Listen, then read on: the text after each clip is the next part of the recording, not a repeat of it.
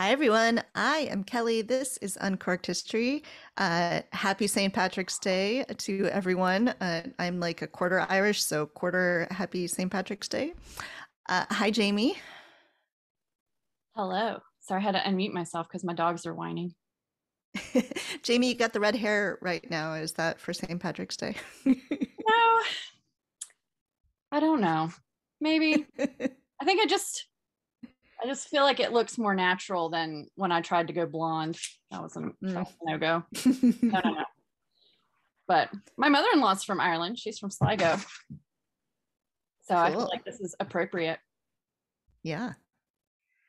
All right. And today, instead of talking about Ireland or beer, well, we'll talk a little bit about beer, but we're going to talk about wine and Italy and fascism, all the exciting topics. So we have with us today Brian Griffith, who is a postdoc at UCLA. Is that right? Am I That's getting right. this right? hmm So welcome, Brian. Thank you very much. Thanks for having me. It's exciting to be here. Yeah, we're excited to talk to you. So I am drinking Italian wine in honor. Also, I don't think I have any Irish beer in the house, so wine is what I had. I don't actually know what this is. It's Montepulciano d'Abruzzo. I think they're hmm just trying to sound as Italian as possible there. I had limited options at Trader Joe's, so that is what I am drinking. All right. How about, how I- about you, Jamie? Oh, me? I am, of course, drinking some Guinness in my fancy Very Guinness nice. glass. Yeah. Gotta as gotta am stick I. with it. I thought about pouring a Yeah. little JMO on the side, but I was like, I gotta work tomorrow, so probably not. Yeah. I did. I'm not wearing them right now, but I have earrings that are made from it's like recovered glass from old Jameson bottles. So Wow. that's closest I get to Jameson though. All right. Well, I am pretty excited to talk about wine and Italy and lots of other stuff. But Brian, why don't you just start by telling us a little bit about how you got into this topic about researching wine and fascism in Italy? Yeah, sure. So the connections actually it goes back to my undergraduate days. It's just as I was leaving Sonoma State University, my mentor there, who may or may not be on this call or watching this after the fact, Stephen Bittner, he was just beginning to work on a project that was published, I think early last year, called Whites and Reds: Wine in the Land of Czar and Commissar. He was just starting that research, and he had just made a couple of trips out to the Ukraine, to Russia, to begin that project. And it always struck me, that project, because he was, of course, a Soviet historian. He was one of Sheila Fitzpatrick's students at Chicago, and I was familiar with his other work, his works of cultural history on the post-Stalinist era. But I thought it was such an interesting mixture of topics, Soviet history with wine. It was kind of unexpected in some ways, and it stuck with me for some reason as I went on into my master's program at San Francisco State University. I kind of ruminated about it, and as I was developing potential dissertation topics for when I was applying for the PhD programs, that the question came to me: I wonder if anyone's ever done this for fascist Italy, for fascism, right? Because there's this vast literature on the cultural history of fascism. Surely somebody would have paid attention to wine, and although there were little micro histories of, like, wine in specific regions of Italy, no one had done the explicit topic of looking at the relationship between the wine industry, the regime, and the Italian people. Like, what went on there during the 1920s and 30s. And so it was kind of that evolution of ideas that led me into the project. That's awesome. That's awesome. I feel like getting to research the history of alcohol in various different ways is such an interesting kind of microcosm into a whole host of different issues: political, social, cultural. So what got you into studying history to begin with? Like, what drew you to the historical field? Yeah, so the answer is the same person I just mentioned a moment ago. Because when I entered Sonoma State, I didn't have history declared as my major, but after I met Stephen Bittner and took a bunch of classes, I took so many classes with him, in fact, that he actually politely asked me at a certain point to diversify my course experiences with other faculty members of the department, which I did. So it was really my relationship with him that really got me interested in history. And I think he just had that kind of, I mean, I think all of us who've chosen to pursue history as a profession have gotten to the level of a PhD, have someone or a group of people in their past, right, that really inspired them in some way, that really helped open a window onto the discipline in a way that not only made it accessible, but made it, intriguing and fascinating.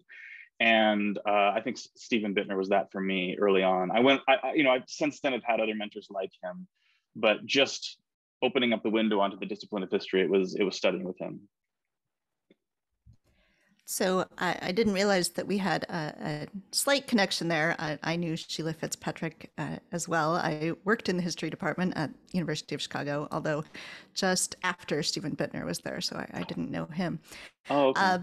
So we have that connection, but I did know that we had a UCSB connection. So your PhD is from UC Santa Barbara, Right. which is where my master's degree is from, although long before you were there.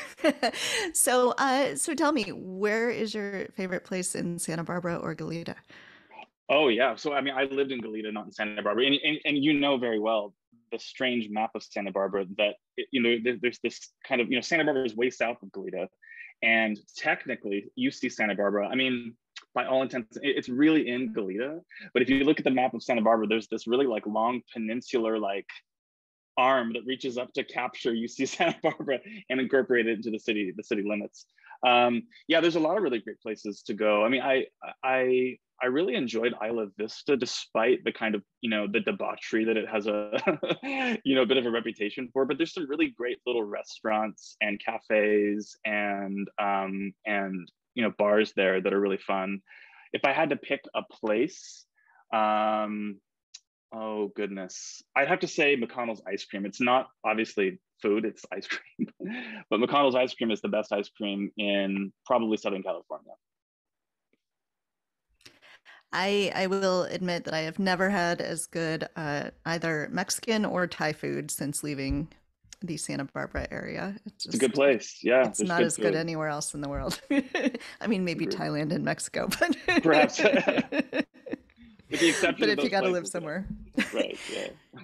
So talk to us about your methodology in doing your research. Is it just drinking a bunch of wine? I assume not.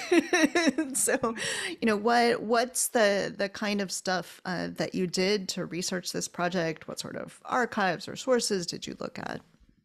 Yeah, those are good questions. So when I first started this project way back when, of course, the primitive question that I was asking was the one that the historiographical literature didn't seem to be bothering to answer, which was what relationship did wine have to the fascist regime, and more broadly, B, the formation of Italian national consciousness during the interwar years. So this is like a big site of historiographical research, particularly among political and cultural historians. So the question of making Italians, this is the phrase that comes up in the literature a lot, fare gli italiani, the Risorgimento project from back when Italy was unified in the late 1800s, that was largely unfulfilled by the time that the March on Rome took place in 1922. And so the regime kind of took up this question of, well, we have this place called Italy, right? And all these populations living within it that don't necessarily identify with this nation state called Italy. So how do we make the Italians, right? It's this broad kind of sociocultural project.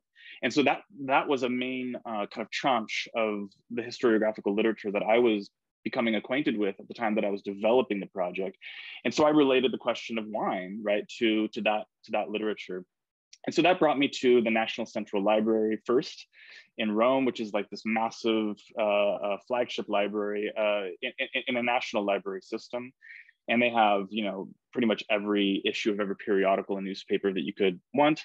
And this was before the days of mass digitization. So it was still pretty much all like, physical and on request there. And of course, I looked around at other libraries and the Central Archive of the State, which is like the big fascist archive in Rome.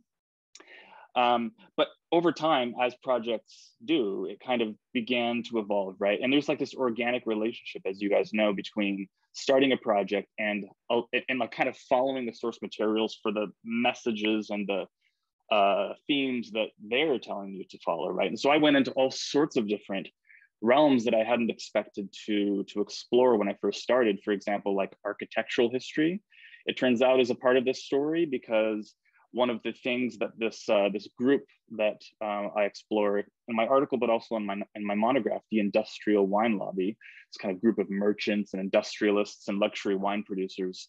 One of the things that they attempted to do during the 1930s was reform the osteria, the wine tavern, which had prior to World War I been kind of like a upper middle class institution of consumption and socialization, and it had kind of lost those associations over the years. And so they wanted to kind of revive this institution in order to support the kind of wine consumption that they wanted to promote, right?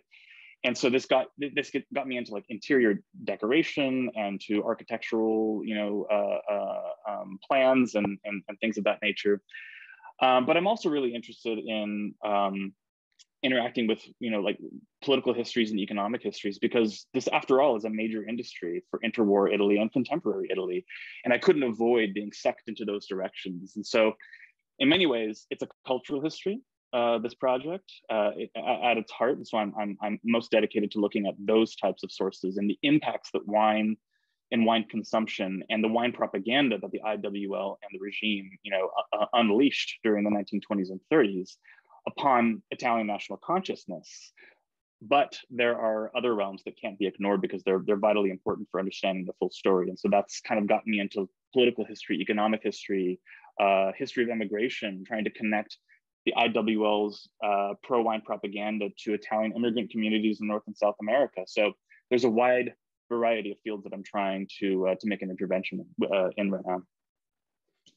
It's amazing how much architectural history can crop up in various forms of research. I mean, when I, studying piracy, architectural history, not really at the forefront of my thinking, but my chapter on pirates and alcohol, I realized just how vitally important it was to understand the physical layout of the taverns in the West Indies compared to, say, colonial North America versus London versus Paris. So thankfully, my archaeological background came in handy. Yeah, that's great. But I have a question because especially in today's wonderful political climate, and everybody seems to be an expert on fascism, socialism, Nazism, Marxism, etc., all the isms. Could you define fascism for people who are watching? Just because I feel like there's a lot of misinformation about fascism and a lot of confusing those terminologies among each other. Sure. Yeah, no, that's a great question. And it's really vital for scholars to try to clarify these types of things, especially when they're entering into kind of public discourse and the news cycle, right? So the first place where I'll start defining fascism is to point out that fascism as an ideology, as a modern ideology, is actually quite unique, vis-a-vis Marxism, socialism, communism, anarchism. With the exception of anarchism, the others have kind of founding documents or founding, thinkers, right, or intellectuals. So in the case, of course, of Marxism, it's named after the individual in question, right, Karl Marx. Of course, Friedrich Engels always gets ignored in that accreditation. But there's no like body of original literature from which fascism springs, right? Fascism kind of comes out of the experience, first and foremost, of the First World War, certain categories of soldiers coming home to first Italy, but also to other formerly belligerent nations. That the war was so central to the forming of early fascist ideology, if you want to call it that, the early fascist movements. So there's really no core definition, and even scholars haven't really settled on agreeing what a kind of generalized definition of fascism looks like. So that's actually still unsettled within the scholarly literature. But I'll give you my kind of preferable definition, okay? It's close enough. So fascism is a species of ultranationalism that was aimed at regenerating a perceived degenerated or decadent national culture and society. So for Italy's case, the belief among fascists was that Italy's liberal class had become kind of detached from the plights of ordinary, working class Italian people, and were essentially running a liberal democratic regime that was not looking after the best interests of the Italian people. That's on the kind of liberal democratic side of things. The fascist critique of socialism and communism was that it ignored and in fact actively attempted to destroy the fundamental unit of human consciousness, which to fascists is national consciousness. So that is national affiliation, national identity, national traditions. Communism, right, as the last words of the Communist Manifesto makes clear, workers of all lands, right, workers of the world, right, not of Poland or of Germany or whatever, right, but across national boundaries, across linguistic traditions and communities, these people have something in common. That's a social class. Fascists reject that notion of comradeship or of international association, and instead replace that with national affiliation. So they're opposed to communism and Bolshevism because those things don't promote the nation, and they want to, at least in Mussolini's case, in his movement's case, they wanted to kind of teach Italians how to take pride in their country and how to kind of recultivate and rediscover eternal kind of Italian consciousness and traditions that have been lost over the centuries since Rome. So I hope that's not too rambly of a definition of fascism and kind of gets us at least on the board with modern ideologies. Yeah, and so how do then, it's not Mussolini's idea to make this about wine, but this wine lobby, the industrial wine lobby that you're talking about, says like, okay, we can sort of use these things and promote wine at the same time, Italian wine specifically at the same time. So what is that connection? How are they saying, okay, we're going to take these ideas that fascism is promoting and use them really for commercial purposes? That's right. So yeah, so that's actually the way in which it works, because the regime itself is sort of anti-drinking when it comes to the working classes, right? Because of the role that had been played during this really critical period of Italy's history in 1919, 1920, which in the Italian is the Biennio Rosso, or the Red Biennium. It's kind of when, like, shortly after the Bolshevik Revolution takes place, there's waves of little kind of socialist communist revolutions taking place all over Europe. And this is kind of Italy's appointment with that historical moment. And 1919, 1920 saw this huge rise of like socialist and labor union and communist, factory occupations, mass general strikes, land occupations, etc. And this is actually where the fascist movement comes from. Mussolini's movement, the Fasci Italiani di Combattimento movement, forms to oppose this kind of left-wing Bolshevik affiliated workers' revolution in Italy. And one of the spaces in which Bolshevik ideas and revolutionary ideas were being cultivated and spread were in the osterie, the workers' wine taverns, and the bettole, the kind of saloons or dive bars. And so early on, like basically a year after the March on Rome takes place, Mussolini's fascist government, so it's not a dictatorship yet, that happens in January of 1925, but shortly after the formation of his fascist-led Chamber of Deputies takes power, they pass this anti-alcoholism law that basically starts to shut down, or at least heavily regulate the proliferation of these working class taverns. And so officially, the regime is kind of like, has this weird relationship with alcohol. It's kind of touch and go, and it's specifically, geared towards controlling the working classes. And so the wine industry had to kind of deal with this. This was kind of like the raw material of early fascism that the IWL has to kind of work with, right? And so they make, throughout the 20s, they unleash this huge propaganda campaign that really tries to sever wine discursively from alcohol. Like, there's alcohol in wine, but alcohol to the IWL is like everything but wine, including beer, which has less alcohol in it than wine. And they try to promote wine as this kind of nutritious, like, people's beverage of Italy, right? And it's in the late 1920s and early 30s that the big propaganda campaigns, like the National Wine Truck and the other things that are, that have appeared in my article, start to appear. And so the IWL, this industrial wine lobby, had to try to weave itself in between the regime's kind of nervousness around alcohol, right? While at the same time trying to attach its marketing objectives to kind of the vocabulary of fascism, right? It was this really subtle dance that they essentially spent, the better part of 20 years trying to master. And that's basically what my book is about, is examining that relationship and the way in which the IWL not only deployed the regime's language, but even, just by virtue of the size of the wine industry, use its kind of economic leverage to even sway certain favors and certain kind of partnerships with the fascist regime. So that's basically what the book is looking at, is that relationship. I mean, I don't know if you know, but wine is actually incredibly nutritious. It's a fruit, right? It counts as part of your daily fruit intake. Indeed, it does. I'm curious, you mentioned researching the architectural history as kind of part of what you were looking into. And I'm wondering if you could talk a little bit about what you found when you were kind of coming across this architectural history and kind of its connection to your research. Were you looking at sort of like the structural layout of buildings, or how did interior design play a role? Yeah, that's a good question. So I, as is the case when you're doing research, right? You're looking for one thing, and then you happen upon something that's new and interesting, and you go, oh, what's that about? And you kind of go down that road for a couple of days, and then you discover, wow, this is like a whole section of the chapter that needs to be written, right?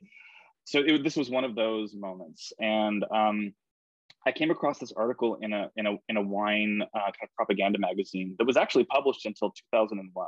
Started in 1921 by this IWL, ended in 2001. It was called Enotria, which sort of roughly means the land of wine, or refers to the land of wine being the kind of southern part of Italy that was colonized by the Greeks in the ancient period.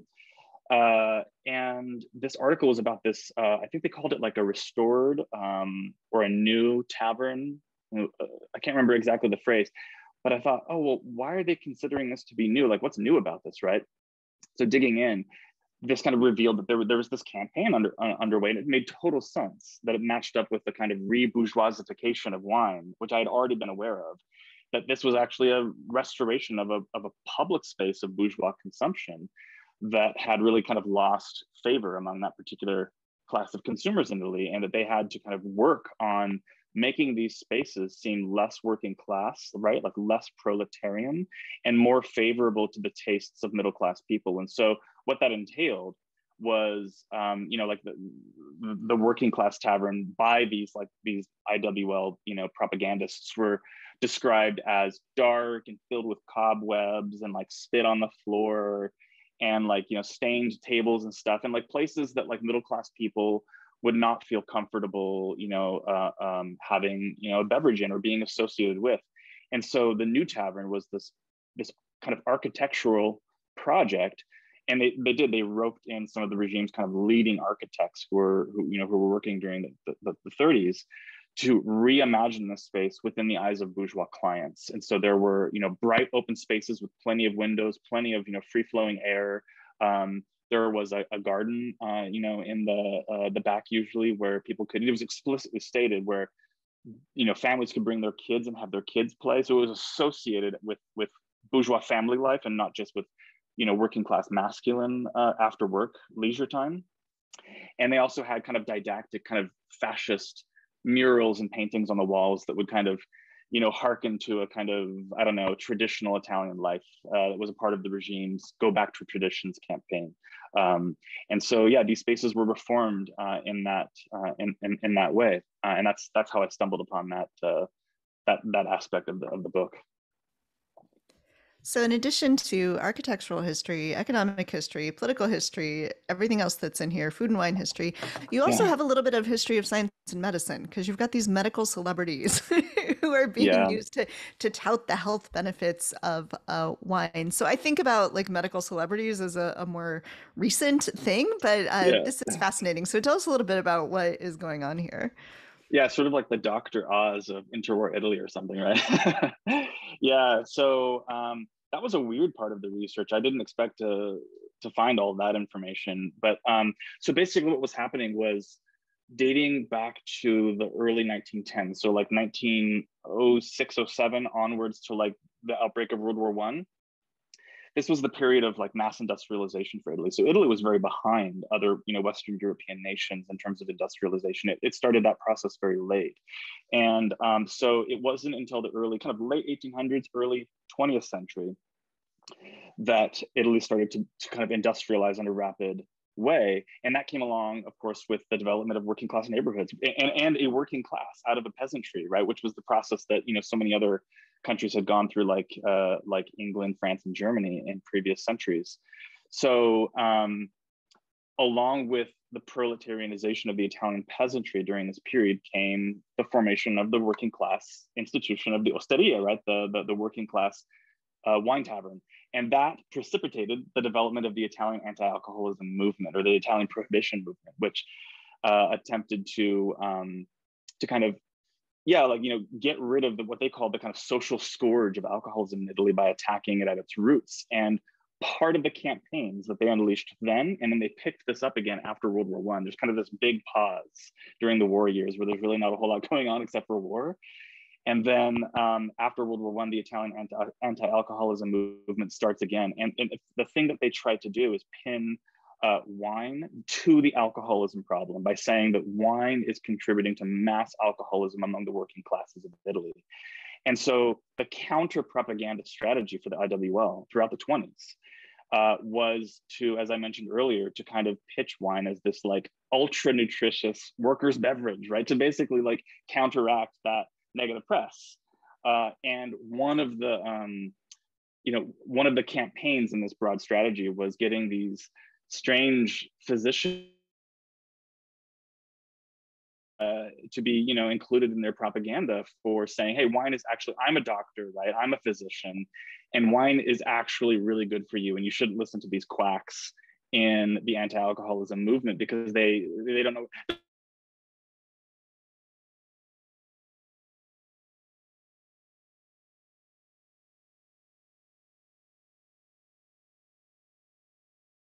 Medical expertise as a form of basically commercial propaganda. And of course, the anti-alcoholism guys, they have their own doctors that they quote as well. So they're basically having this medical expertise like battle over what is and what is not healthy for you to drink. I'm imagining these commercials that are like 7 of 10 doctors say drinking wine is good for your health. Right, exactly. Yeah.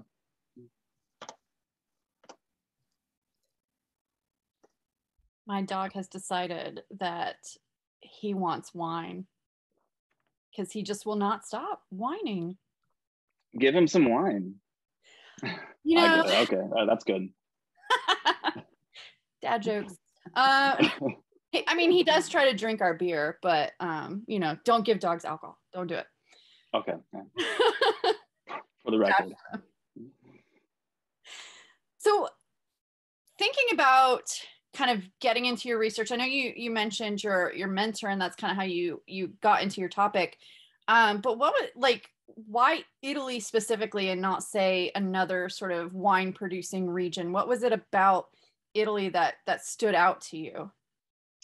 Yeah, so I had left studying at Sonoma State with Dr. Bittner, of course, fascinated with the Soviet experiment, fascinated with the whole totalitarian era.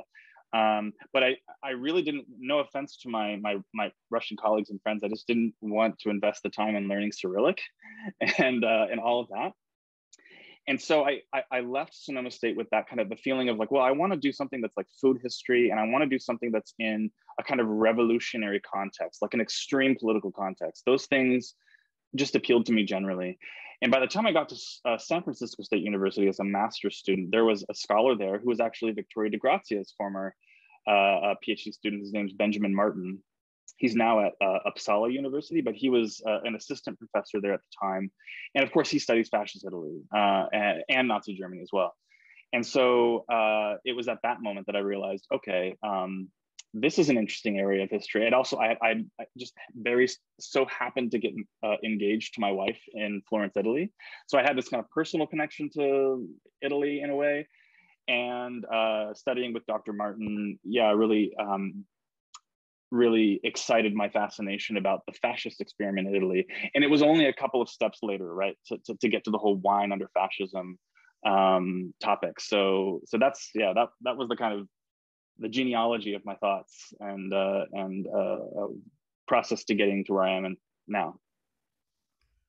Okay, so I want to talk about the National Wine Truck. Yeah. This is amazing. And I Yeah. want a wine truck to drive up to my street. So tell us about the National Wine Truck. Yeah, so this was this mass initiative that was started in 1934 that was modeled after an earlier truck just like it that was going around promoting Italian grain. So the kind of backstory is in 1925, Mussolini launched the Battle for Grain to basically wean Italy off of foreign supplies of wheat, right, which were like heavily damaging to the country's deficits. And so they launched this campaign to grow more domestic wheat. And in order to promote Italian wheat and Italian bread, they had this truck, this Battle for Grain truck that would drive around handing out samples of these things to consumers on the street. And so this became kind of a model for the IWL, and they borrowed it, and in 1934 launched the National Wine Truck, which it was actually two of these kind of like semi trucks with these strange doors that would open up, and there's basically like this kind of wine store. The bottles just like there, like, you know, on the side of the truck, and there would be like a little bar where you could do some sampling and maybe buy a bottle or two or what have you. And so the intent here was to, you know, because there had been other initiatives in Italy before the wine truck, like for example, the exhibition market of typical Italian wines in Siena, but that only happened every other year, and it happened in Siena. So you had to get on a train, go to Siena, right? And you could walk around the Medici fortress and sample wines. But if you couldn't afford that, or if that was just too far for you, then the wine truck came along to your piazza. And it was not only major cities, but even smaller kind of regional towns that received the National Wine Truck in 1934 and also the early part of 1935. And so basically they would come, they would park in the piazza, they'd open up their strange, like, you know, side doors, and people would come up to the truck and they could see all the different wines of Italy, which would familiarize them with wines that were beyond their region, right? This was the kind of interregional consciousness part of the strategy to get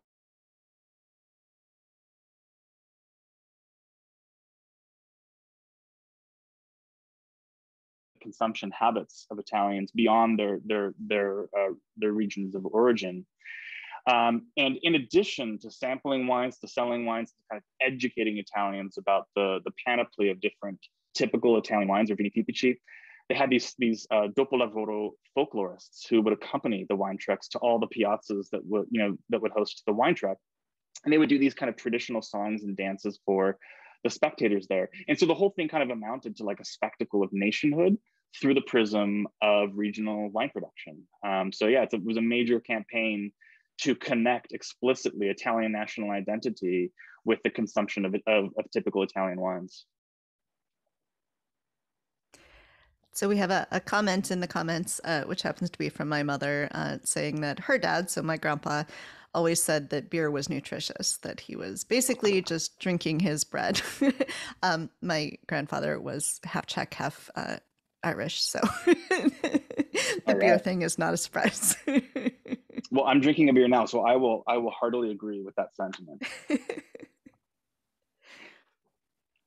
mean, Guinness is heavy enough to be bread. It's a meal. It's a total meal. Yeah. Oh, for sure. Yeah. So thinking about if somebody wanted to kind of follow in your footsteps, so to speak, or enter the historical profession and wants to research food history, what kind of advice would you give somebody who's interested in that aspect of the historical field? Yeah. Well, first, like, get to know the people who are doing that research. That was one thing I did early on that I never regretted, was just boldly contacting my favorite scholars and introducing myself. And in the process of answering this question, I'll tell you a little anecdote from that early, willingness on my part to actually just make friends with these people and introduce myself. Kara Helstowski, who's perhaps one of the most well-known food historians of modern Italy. She wrote a book that came out on Berg many years ago called Garlic and Oil. I did that. I just sent her an email and said, hey, I love your book. I am starting out as a PhD student at UCSB. I'm working on this topic on wine in fascist Italy. I just want to know, do you have any advice for like where I could start? Like, I'm going to go to Rome in a few months. What are the places that I should visit, right? And not only did she give me this laundry list of really great advice for where to go and what collections to look at and things of that nature, even who to talk to and what their names were. But she actually sent me a box of used research files that she wasn't going to use ever again, like a couple thousand pages of photocopies from the archives and libraries, which allowed me to get started on that work even before I had traveled to Italy. So that's my first advice, is just, contact other scholars, because they have this really strange and unique, repertoire of experience and advice to give you about people to know where to go, right? And sometimes, like in my case, I have a pretty large digital library of like entire runs of newspapers, entire runs of periodicals that I'm perfectly willing to share with anyone who contacts me. So sometimes those early networking opportunities turn out to be really fruitful. But more broadly, what advice would I give? I would say,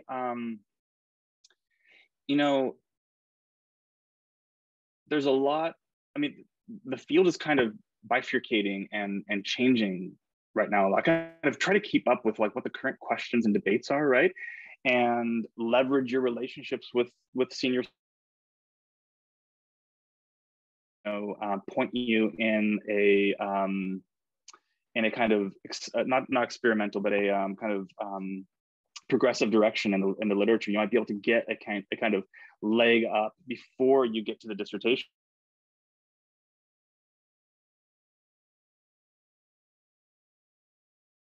that are available. So that would be my advice. All right, so before we get to Jamie's favorite segment of the show, I've got one more question about fascism and Italy and wine, and that is, fascism ended, but this idea of Italy as being wine is Italy, like that Right. persists. So what happened? Was it just such a successful campaign that nobody cared that it was tied to fascism, and they've just kept it? Like what's going on here? Yeah, that's actually a really good question. I have to admit from the outset, a question that I've thought of and that I still wrestle with in some ways, which is the legacy question. And I think that's one of the hardest things. Reception and legacy is really difficult to kind of trace out sometimes. Of course, Italy after fascism collapses is sort of coerced into the kind of Marshall Plan American consumer capitalist marketplace during the Cold War. And so there's a lot of changes that happen after fascism, and yet wine is still really popular. So it's really hard I haven't really made any concrete decisions as to how deeply impactful these interwar campaigns really were. But the one thing that I do know is that the very existence of this number of campaigns and initiatives to promote wine and to tie it to Italian identity suggests that it was very well understood by those in power that was not the case at the time, right? And that alone, I think, was really surprising to me, because I too kind of entered into this project feeling like that kind of eternal connection of, Italians, food and wine, right? But it's historical. All things are historical, right? We have to remind ourselves that everything is constructed in history and has a kind of, an origin story. And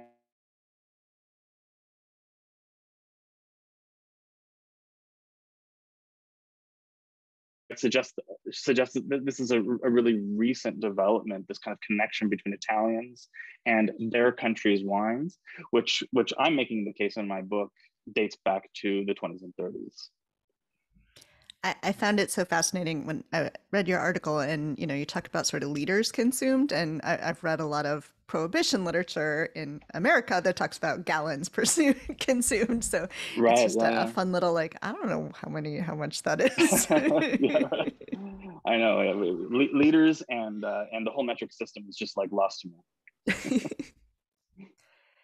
All right, Jamie, give us your favorite.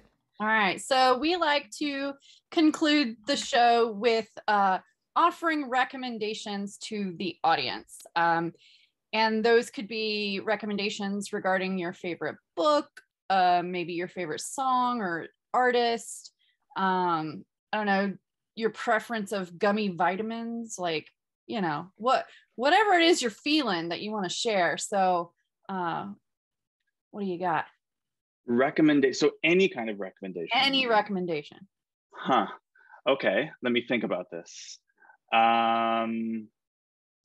Any kind of, so we're talking like in all realms of life, not even in terms of scholarship or in terms of, all right. All realms of life. Right. You don't have to limit it to one. You can have more than one. All right. No, very good. Okay. So I'm going to make many enemies by saying this, but I don't care because it's true. So in Rome, there are many gelateria, right? There are many places to get gelato, but there's only one place that really matters in my book. And yes, I know it's a massive tourist trap, but I don't care because it's excellent and I go back there every single time. So this place is in the kind of Pantheon district of Rome. It's called Giolitti. Yes, it's super popular, but it's the best gelato in Rome. I'm sorry for all of the followers. I'm gonna watch my follower count on Twitter just get ratioed right now. That's number one. Number two, and this is just as bad, I'm sure. I'm gonna lose just as many friends for saying this, but in Florence, just down the street from the National Central Library, they have a branch there on the Arno River of the BNC. Just down the street, like just within walking distance for like a lunchtime break, it's perfect, is this little sandwich shop called Antico Vinaio.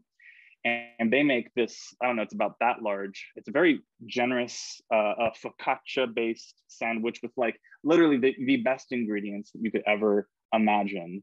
And they're €5 a piece. So they're like more than reasonably priced.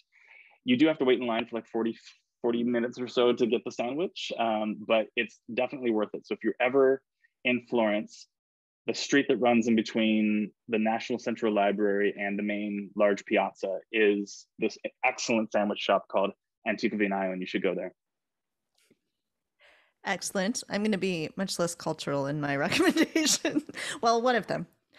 So there's a show that just came back for its second season, just started back on the air, and it's called Mr. Mayor. It's on NBC. It's got Ted Danson and Holly Hunter, and it is hilarious, and I love it. And I haven't heard that many people talking about it, despite how good it is. So I think everyone should go and watch Mr. Mayor. And then my other recommendation is just to take advantage before the next COVID variant hits of getting out to museums and plays and all the things that I, for one, put off for a while. And now I'm sort of, we're hitting them all. We're going to do like symphony and plays and museums all in a few weeks before another variant hits and everything gets closed down again. That's a good idea. So how about you, Jamie? So I have two. The first is if you are in the DC, Northern Virginia general area and you're looking to get a tattoo, you should go hit up Jen White Tattoos. She's brilliant. She's reasonably priced for what she does. I think she should charge way more, but I'm not going to tell her that. And she runs just this solo shop, so it's very comfortable. It's nice. I just got this done. Like, all right, hey, treasure chest. Yeah. My second is if you want to have nightmares, if you never want to eat anything, drink anything, swim in any body of water, travel to any country, you should watch this show on Discovery Plus called Monsters Inside Me. Oh, are these like parasites and stuff? It's all kinds of stuff. Yeah. People eating the metal bristles from grill cleaning, parasites, just a guy shot himself in the head with a nail gun, but didn't realize he shot himself in the head. He just thought he hit his head. It's crazy. So Jamie, the real world or the rest of the world isn't frightening enough that you got to go scare yourself some more. Yeah, right. Really 2020. Yeah, exactly. Makes you feel a little better about COVID, right? Like COVID, World War III, whatever. We'll just, look at nail gun. Brain-eating amoebas. Why not? All right. Well, on that cheery note. All right, I got my glasses here. I'm going to say goodbye. Excellent. Excellent. We do not have a show next week because Jamie will be giving a talk. But instead, next Thursday evening, you can find a women's history trivia night that I'm going to be doing that will stream on Twitter and Facebook and YouTube. So I'll put information out about that. And I have a bunch of people who know a lot more women's history than I do writing some questions for me. So that's pretty exciting. And then we'll be back in a few weeks with another show. And thank you so much, Brian, for joining us. This was awesome. I loved learning about wine and politics. It's been awesome. Yes. Thanks for having me. Really, really appreciate it. And happy St. Patrick's Day. Happy Yes. St. Patrick's Day. Yay.